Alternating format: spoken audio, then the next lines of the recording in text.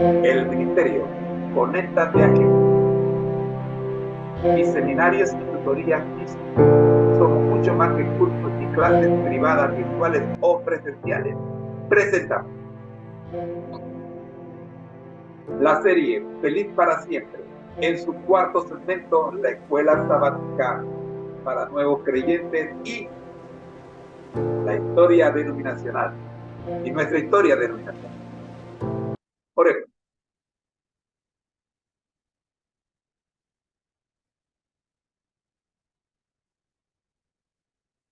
Padre nuestro que estás en los cielos, santificado sea tu nombre.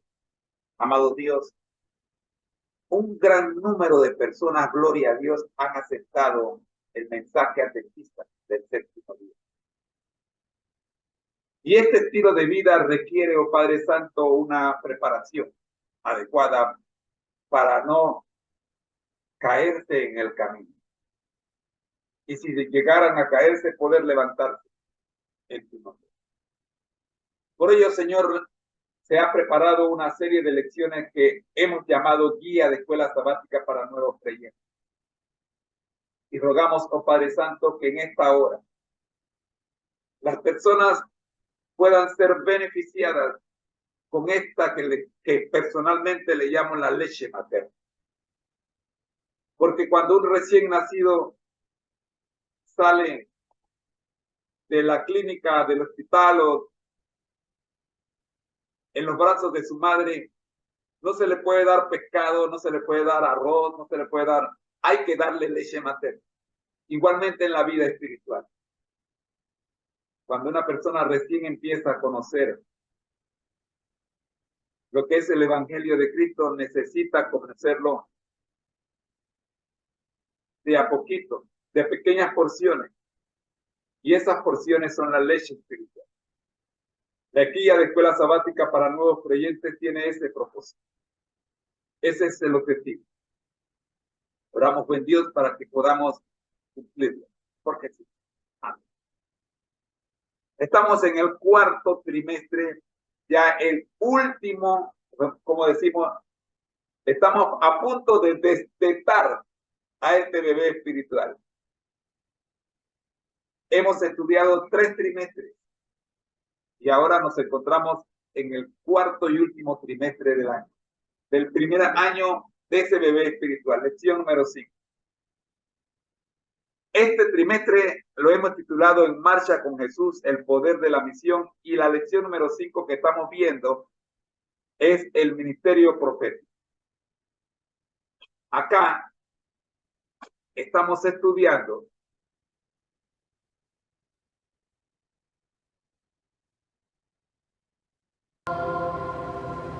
el distintivo del pueblo de Dios, uno de los distintivos del pueblo. Recordemos que en el libro de Apocalipsis aparecen las características del pueblo de Dios y tenemos 3 características. Dice, aquí está la paciencia de los santos. Aquí está la primera, paciencia. Luego dice, los que guardan los mandamientos de Dios. Aquí está la segunda, guardan los mandamientos de Dios. Y la tercera dice, tienen la fe de Jesús. Ahora, ¿qué es la fe de Jesús? Tenemos que irnos al capítulo 19, versículo 10, donde dice que la fe de Jesús es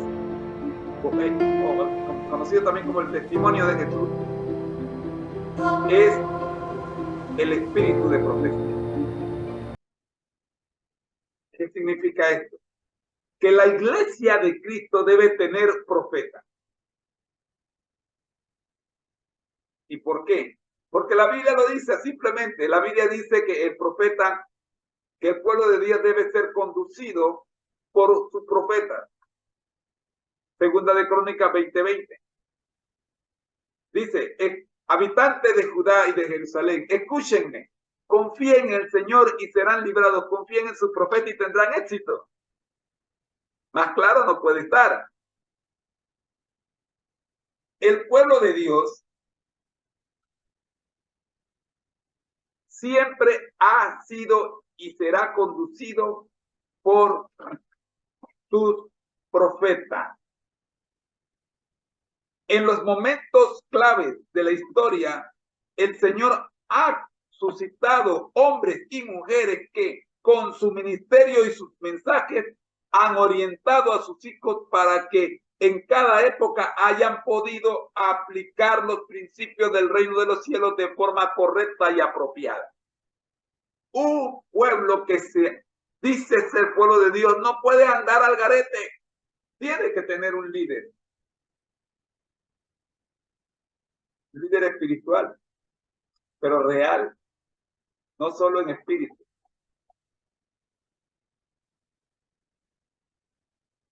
Así está registrado. Confíen en sus profetas y tendrán éxito. Ahora la pregunta es, ¿quién fue el mensajero profético de los adventistas sabatarios? ¿Saben quién eran los adventistas sabatarios? Los que quedaron después del Shaku. Los que siguieron estudiando las escrituras para ver qué fue lo que pasó en 1844. Entre sus estudios también se percataron de que el pueblo de Dios necesitaba tener un profeta. Esta semana hemos presentado evidencias claras que testifican lo que los adventistas del séptimo día creen, que este ministerio profético ha caído sobre la hermana Elena G. de White.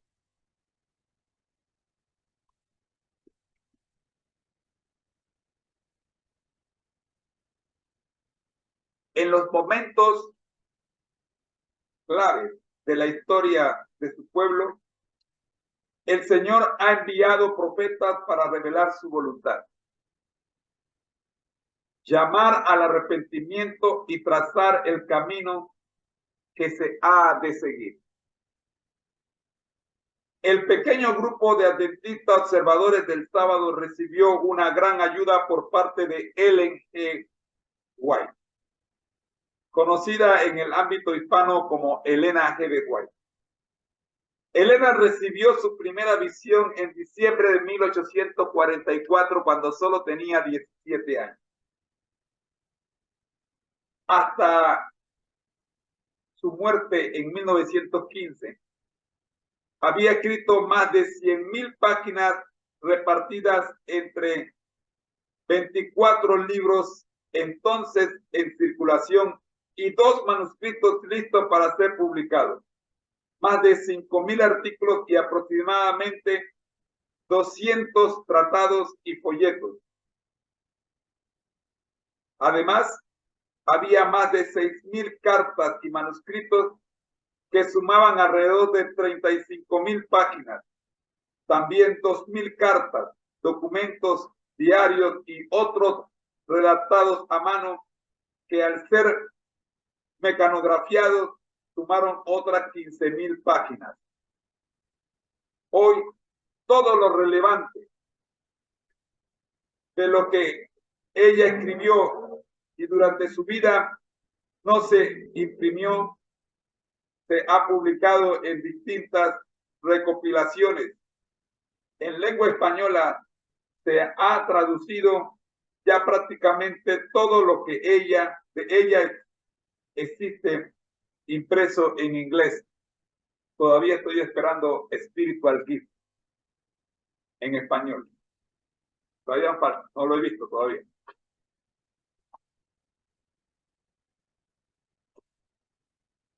El ministerio profético. Hemos estudiado el ministerio profético. Hemos visto cómo Amós 3:7 nos da respuesta a la pregunta: ¿qué seguridad se nos ha dado de que Dios utiliza profetas para comunicarse con nosotros? Hemos visto en número 12, versículo 6 y el 24, versículos 3 y 4, respuesta a la pregunta: ¿cómo comunica Dios sus mensajes a los profetas y qué 2 métodos se mencionan en la Biblia en estos versículos que hemos mencionado? Comentando este pasaje, el comentario bíblico adventista nos ofrece una valiosa información. Dice, tomando como base Joel 2:28, se ha sugerido que las visiones generalmente son concedidas a hombres y mujeres más jóvenes y sueños a los que son mayores. Una visión manifiesta es una experiencia extenuante que agota físicamente. Tomo 1, página 877. De allí que Joel nos dice que el Señor a los jóvenes se manifiesta por visiones, mientras que a los adultos mayores, lo hace por medio de sueños, ya que las visiones son extremadamente extenuantes, o sea, producen manifestaciones físicas muy terribles para una persona de mayor edad. Daniel 2, 8 al 11 y 17 y Hechos 9, 3 al 8, combinados con Apocalipsis 1, 7, nos ayudan a responder la pregunta de qué manera las visiones pueden afectar a los profetas. Ya hemos dicho que la mayoría de estos profetas, cuando recibían una visión, caían al suelo. Un profeta para el tiempo del fin. ¿Podría estar la iglesia de Dios en el tiempo del fin sin profeta? No, de ninguna manera. Hemos dicho que Dios ha otorgado el don de profecía a su iglesia. ¿Y qué es el don de profecía?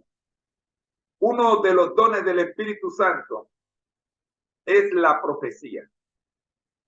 Este don es una característica de la iglesia remanente y fue manifestado en el ministerio de Elena G. de White como la mensajera del Señor. Sus escritos son una continua y autorizada fuente de verdad y proporcionan consuelo, orientación, instrucción y corrección a la iglesia. Joel 2:28 y 29, Hechos 2, 14 al 21, Hebreos 1, 1 al 3 y Apocalipsis 19, 12, 17 y 19, 10. En el 12, 17 usted va a encontrar, dice, aquí está la paciencia de los santos, cuando el dragón se fue a hacer guerra contra ellos, los que guardan los mandamientos de Dios y tienen la fe de Jesús. Y en el 19, 10 nos dice que esa fe de Jesús o ese testimonio de Jesús es el espíritu de profecía. Llegamos entonces a quién es Elena G. de White y qué dice Elena G. de White respecto a la Biblia. En el altamente recomendable libro, En esto creemos,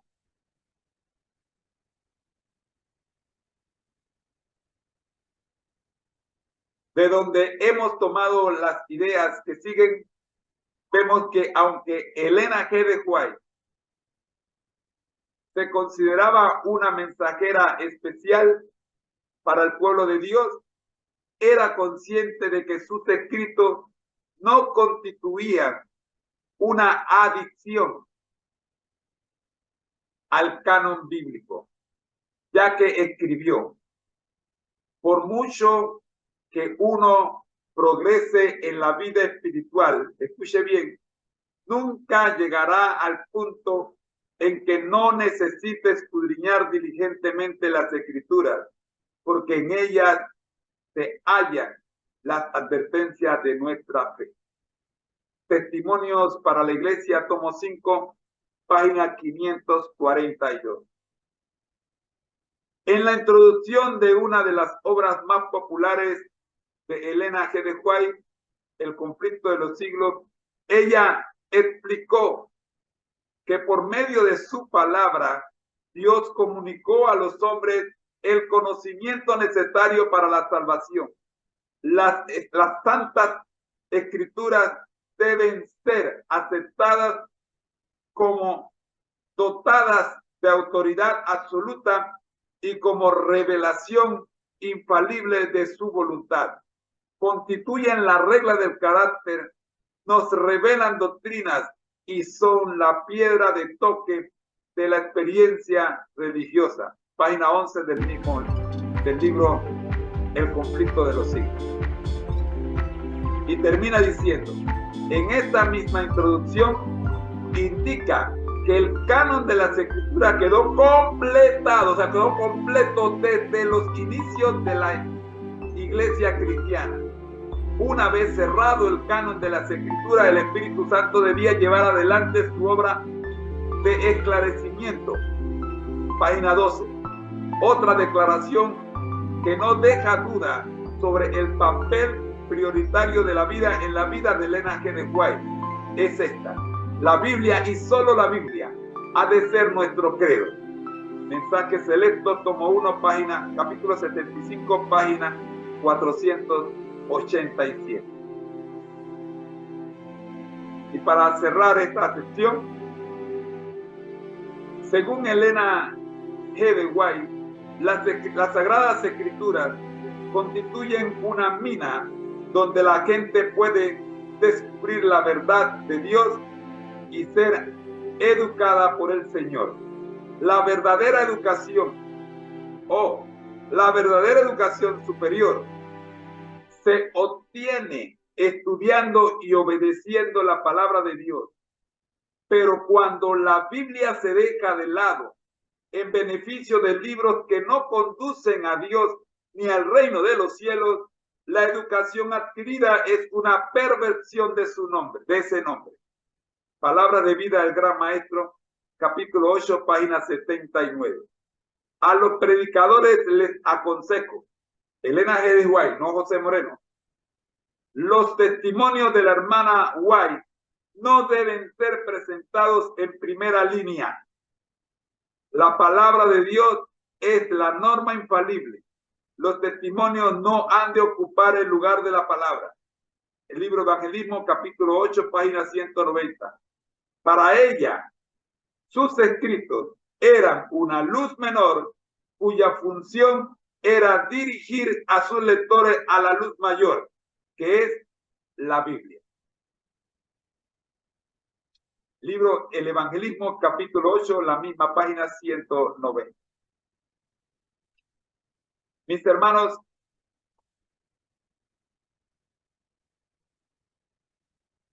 voy a dejar para mañana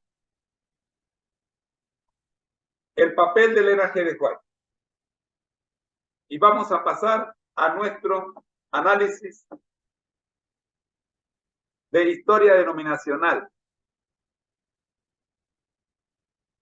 Hablando de un candidato poco probable que ayer recién comenzamos a hablar de él.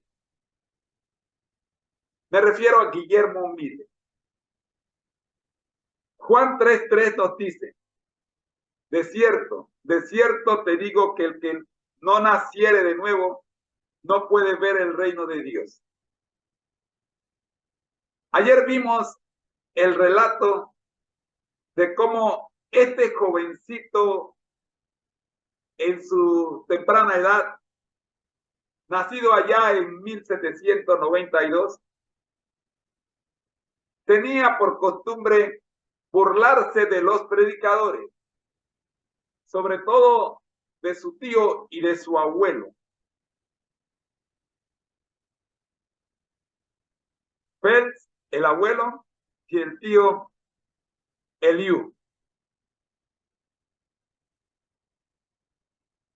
Ambos pastores de la iglesia bautista.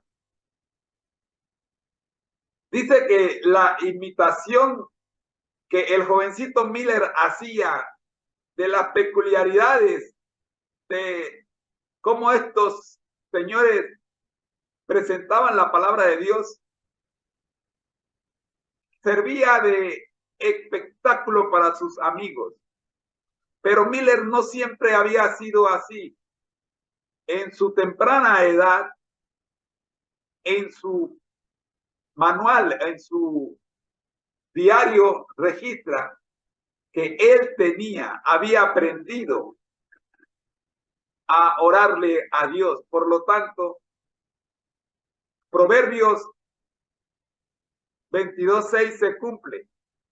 Educa al niño en su camino y cuando fuere viejo no se apartará de él. Así ocurrió con Guillermo Miller. En su declaración él dice, de chico me enseñaron a orar al Señor. Esto es interesante porque esta fue la semilla que sí tardó algo en germinar, pero germinó y produjo excelente fruto. El abuelo Fel tenía confianza en Dios de que todavía se podía hacer algo más por ese muchacho.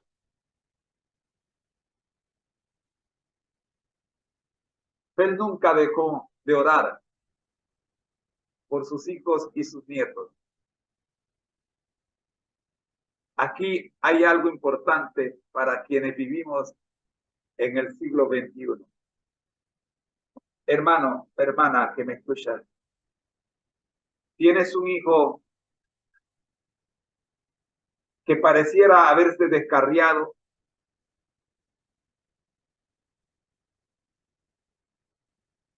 Es tiempo de orar por él. Todavía Dios puede trabajar en él. Vamos a ver en detalle este contexto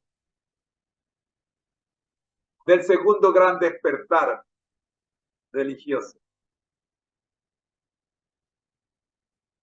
en el que se ve involucrado el joven Guillermo Miller. Primera sección, el contexto del segundo gran despertar. Se introduce el ambiente del segundo gran despertar marcado por una euforia optimista y expectante en un contexto religioso. La segunda sección, la juventud del rebelde Guillermo Miller. Describe a Guillermo Miller a los 20 años como alguien más interesado en burlarse de los predicadores que en seguirlos. Se burlaba de las peculiaridades devocionales de su abuelo y su tío, como hemos dicho, lo que servía como entretenimiento para sus amigos. En la tercera sección, la crisis de identidad de Guillermo Miller. Se menciona la crisis de identidad que atravesó Guillermo, común en los adolescentes de aquel entonces y en los de hoy, como parte de su lucha por discernir su identidad.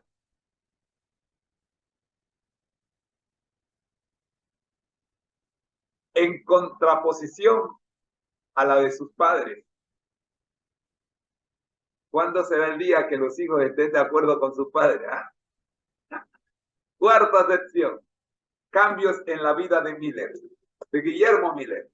Se destaca cómo, a pesar de su rebeldía religiosa, Guillermo había sido devoto en sus primeros años. Sin embargo, en su adultez temprana se apartó del cristianismo y se convirtió en un deísta agresivo y escéptico. Su abuelo nunca perdió la fe en que aún había esperanza para él en la causa de Dios. Llegamos a la sección número 5. La perspectiva de la oración y la esperanza.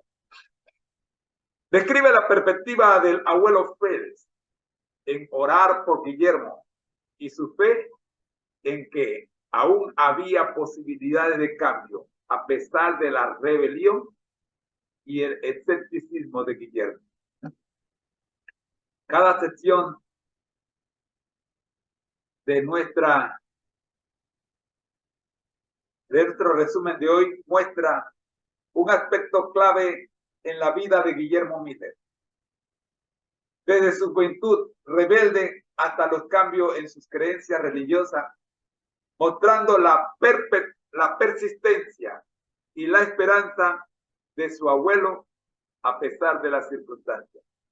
Amigo que me escuchas, si tienes alguna pregunta o quieres que aclaremos algún punto quizás no te haya quedado claro, te invito a escribirnos a conéctatejm@gmail.com conéctatejm@gmail.com o déjame tu pregunta en los comentarios. Mañana continuaremos con Elena G. de White y la Biblia y seguiremos con el relato de qué pasó con este muchacho que se volvió escéptico, pero que tenía la semilla del evangelio bien sembrada en el fondo de su corazón, solo que todavía no había germinado. Oremos. Dios nuestro y Señor Jesucristo, gracias, Señor, por permitirnos el estudio de la guía de escuela sabática para nuevos creyentes. Que podamos, oh Padre Santo, reforzar nuestras bases para que no haya tormenta que pueda tumbar nuestro edificio espiritual. Oramos, pues Dios, por los que están conectados y por los que han de ver este video en algún momento. Gracias por nuestra hija Arisleida, por nuestros hijos César Reyes y los muchos más que tenemos. Buenos días, bendiciones. Qué placer saber de ustedes. ¿Cómo están? Aló. Buenos días. Hola, papi. Buen día, bendiciones para cada uno de mis hermanos. Dios me los bendiga. Amén, amén, amén, amén. Qué gusto tenerte. Igualmente. ¿Cómo va todo? ¿Cómo anda la situación? Dale un saludo a los muchachos que están conectados. Volvimos como cuando estábamos en el COVID, encerrado. Pero bueno, Dios proveerá, Dios lo sustentará. Pero bien, papi. Amén. Hija, dale un saludo a los que están conectados en las distintas plataformas y a que te están escuchando. Hermanos, buenos días, bendiciones, Dios me los bendiga y me los guarde a cada uno de ustedes, que el Señor esté con ustedes. Es un placer después de mucho tiempo estar por fuera de esta red, así que Dios me los bendiga, es un placer estar con cada uno de ustedes. Amén. Amén, amén, amén, amén. Hemos escuchado a nuestra hija Arisleida. Ella es Arisleida Machado de Colombia, pero está en Panamá. Ya es más panameña que colombiana. Un saludo para toda nuestra familia colombiana que nos están escuchando gracias a las redes sociales.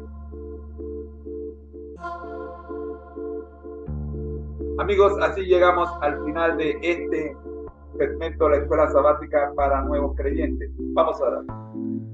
Dios nuestro y Señor Jesucristo, gracias le damos, Señor, por permitirnos el estudio de su palabra para los nuevos creyentes. Oramos, Señor, conscientes de la urgente necesidad que tenemos de seguir trabajando en el reforzamiento de nuestra paz. Oramos en el nombre de Jesús para que todos los que hayan sacado tiempo y saquen tiempo para estudiar esta guía de estudio puedan, Señor, ser fortalecidos por Jesús. Amén. Vamos ahora, mi querido hermano, a nuestro segmento